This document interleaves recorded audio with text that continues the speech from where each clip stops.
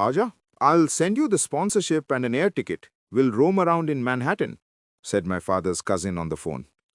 He's just a year older than me and was my classmate till class 5. The offer was tempting, but temptation has a memory. The last time we landed in the same college, he stayed in the hostel while I rented a room outside. 3 months later, he was thrown out of the hostel and landed in my room. We got along well, despite having ambitions that couldn't have been more opposite. I wanted to join the civil services.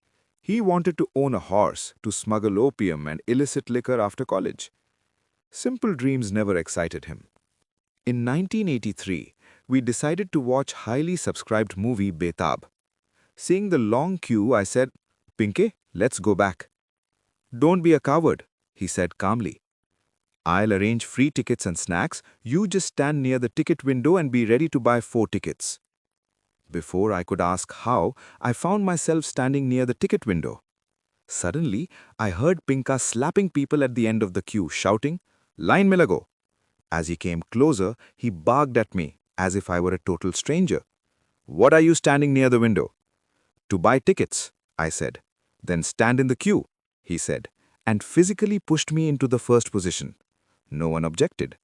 I bought 4 tickets. We sold 2 at a premium and recovered money for snacks. I had many such entertaining encounters with his badmashi. But then came October 1984, the one that nearly ended badly. One evening, while returning from Teludas Dhaba, we saw local gundas thrashing a horse cart owner. His cart had accidentally brushed against some cold drink crates kept outside a shop. Pinka, bizarrely dressed in a blue blazer and a flimsy lungi, turned to me and asked, "Tippu, want some fun?" "Yes," I said, without understanding the plan.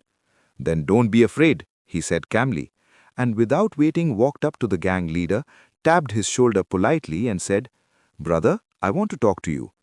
"What?" the man said arrogantly. "You're beating a poor fellow. He can't retaliate. That's unfair. We are 2 healthy men standing here. Beat us. That'll be a fair match." The leader looked Pinka up and down, his arrogance visibly drained. He signaled his boys to stop beating the cart owner and said politely, "Paji, we have no issue with you." But Pinka wasn't done. "Don't worry," he continued cheerfully. "If you want to bring more men, we can fix a duel later. If you want to bring weapons, I'll enjoy that too." I could see the man turning pale. Externally, I maintained a brave face. Internally, apni phati hui thi. My main worry wasn't injury, it was my spectacles. If they broke, I'd have to ask my parents for money and explain why. So I quietly removed them and slipped them into my pocket. Unfortunately, that was interpreted as readiness to fight. The leader quickly grabbed my arm and said nervously, "Paji, tusi zyada naraz ho gaye, chai peete hain." Ultimately, to buy peace, the gang gave us a tandoori chicken. And so, Pinka continued on the phone, dragging me back to the present. "So, when are you planning your trip?" I didn't answer. Instead, I asked, "Are you still running that Indian restaurant in Manhattan?" "No," he said. "Sold it after my open heart surgery." "What do you do now?" "Badmashi." I went silent.